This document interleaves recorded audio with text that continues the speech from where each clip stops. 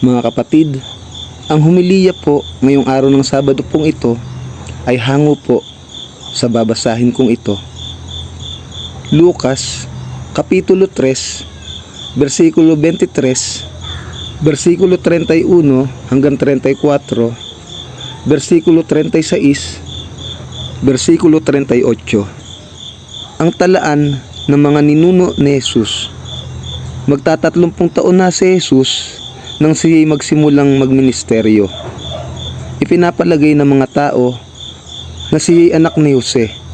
Ang kanyang mga ninuno ay sina Eli, Matat, Levi, Melkihanay, Jose, Matatsyas, Amos, Nahum, Esli, Nagay, Maat, Matatsyas, Semei, Josek, Hoda, Joanan, Resa, Serubabel, sina Salatiel, Neri, Melki, Adi, Kosam, Elmadam,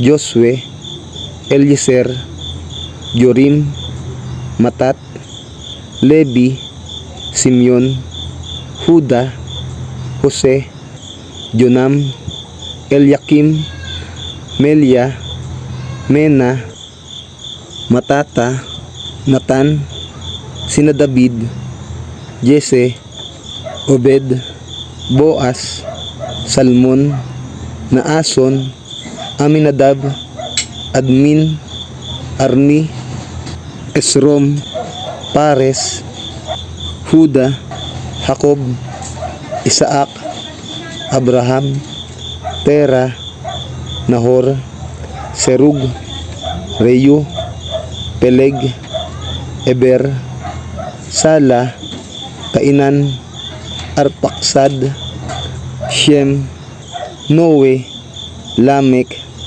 Matusalem, Enok, Jared, Mahalaleel, Kenan, Enos, Set, at si Adan na anak ng Diyos. Ang mabuting balita ng Panginoon. Pinupuri ka namin, Panginoong Hesukristo.